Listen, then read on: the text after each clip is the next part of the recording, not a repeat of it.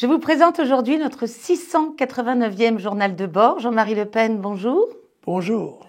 Je suis très heureuse de vous retrouver, cher président. Et moi aussi, chère Marie d'Herbès de Thun. Alors nous allons axer particulièrement ce journal de bord, si vous le désirez, sur l'histoire des Vendéens et des Chouans, la chouannerie en général, dont vous n'ignoriez rien parce que vous avez énormément étudié dessus. N'oublions pas que c'est vous qui sortiez, il y a quasiment 50 ans de cela, un des premiers répertoires en chanson qui s'appelait Les Chouans. Au moyen, vous pouvez nous expliquer de votre société qui s'appelait La Serpe, voilà. Et qui a été dans le domaine culturel plus importante que ce que ce qu'on a l'habitude d'entendre, et qui là se consacrait à cet épisode douloureux et héroïque de l'histoire de France, l'histoire des Chouans, l'histoire de la chouannerie, l'expression royaliste contre la Révolution, et qui a été un certain succès, il faut le dire, mais qui est un des 120 disques de la Serpe. Oui. Donc un phénomène culturel dont je suis probablement le seul à parler. Oui, d'ailleurs, vous avez même chanté un chant chouan. Vous aviez chanté « Vive le roi » quand même, oui, qui avait eu son succès. Et là, justement, nous profitons de retourner donc dans cette période très pénible de notre histoire et tragique, grâce à la sortie extrêmement récente d'un film qui a été donc produit et présenté par le Puy du Fou, qui s'appelle Vaincre ou mourir. Donc c'est un film qui relate l'épopée de Charette, le fameux grand chef vendéen, qui était appelé aussi le roi de la Vendée par tous les paysans et tous les Vendéens qui le soutenaient, et surtout qui avaient été le chercher pour lui demander, au retour donc de ses voyages et de ses navigations diverses. C'est un officier de marine. C'est un officier de marine qui justement revenait des Amériques, où il avait été combattre les Anglais en défendant les Américains et l'indépendance américaine. Et sans mettre les pieds sur le territoire américain. En effet, il n'a jamais foulé le pied, il s'est battu. Il est resté sur son bateau. Il est resté sur son bateau, exactement. Et donc, rentrant à la retraite, jeune retraité de 27 ans, il se retrouve sur ses terres, et suite à cela, eh bien, les paysans,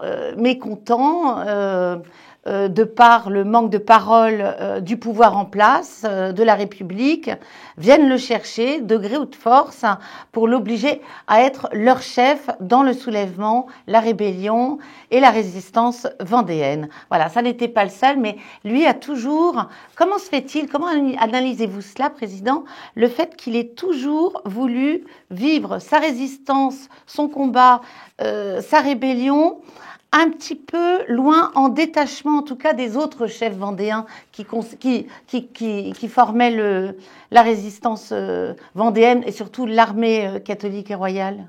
Oui, il avait son orgueil personnel, c'est sûr, mais c'est une figure, il faut le reconnaître, un peu différente et avec un destin tragique aussi, bien sûr, parce qu'il a fini fusillé à Nantes, n'est-ce pas, un des derniers résistants, en quelque sorte. Un des derniers.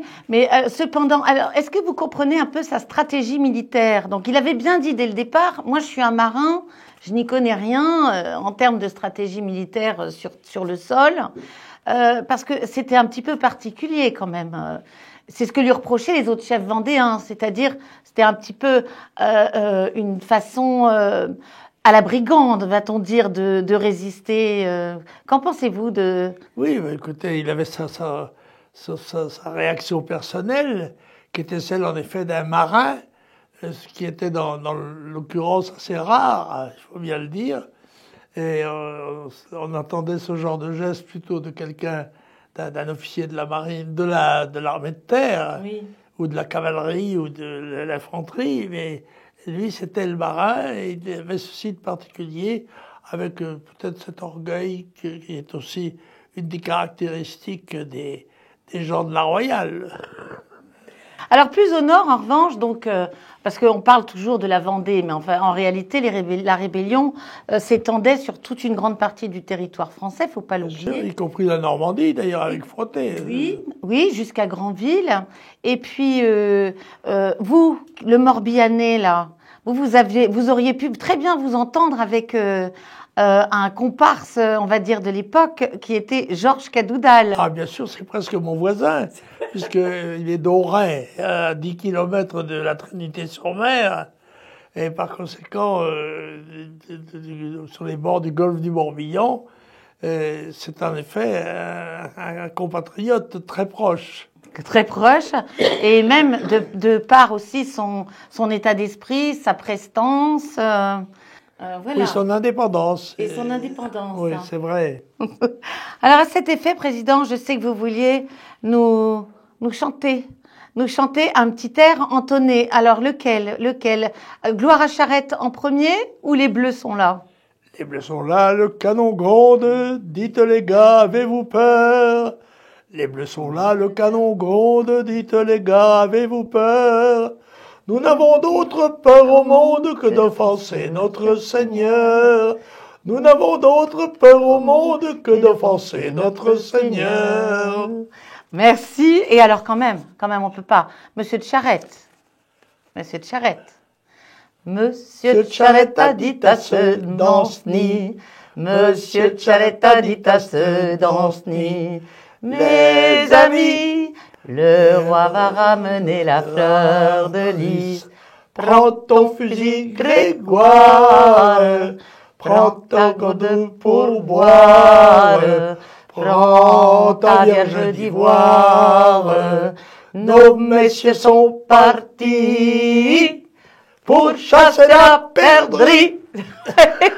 Là, et alors on pourrait encore continuer des heures comme ça, surtout avec votre répertoire.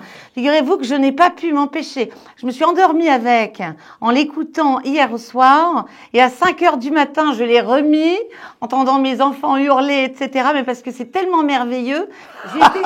Et beaucoup de gens comme moi s'y retrouvent. On a été bercés par ces chants extraordinaires, ces vieux enregistrements dont certains datent des années 30. Mais ils font partie de l'histoire de France et Oui. c'est malheureusement très souvent occulté de façon stupide d'ailleurs par des instituteurs républicains ou se prétendant tels. C'est ridicule. Ça fait partie de l'histoire de France avec ses grandeurs, ses tristesses, ses chagrins, ses douleurs. C'est l'histoire. C'est l'histoire qui est boycottée par l'éducation nationale. Oui, sottement, par les maçons de l'éducation nationale. C'est ridicule. L'histoire a été écrite, elle a été signée par le sang des martyrs, d'ailleurs. J'espère que vous allez pouvoir, la semaine prochaine, nous parler. Enfin, vous n'avez pas encore vu le film « Vaincre ou mourir ». Vous ne l'avez pas encore vu. Je n'ai pas vu « Vaincre ou mourir », mais j'en ai entendu parler de façon assez flatteuse, d'ailleurs, je dois dire, comme d'un film excellent qu'il faut voir. Alors, j'attends, on m'a dit qu'on viendrait me le présenter. Oui, sans faute. Donc, la semaine prochaine, vous pourrez nous en faire un topo. Alors, avec un grand plaisir, j'attends l'arrivée de son, comment dirais-je, présentateur. De son présentateur. Avec joie, alors, dans ces cas-là. Merci infiniment, cher Président. Et à la semaine prochaine avec Laurent. Ah, bien sûr. Au revoir.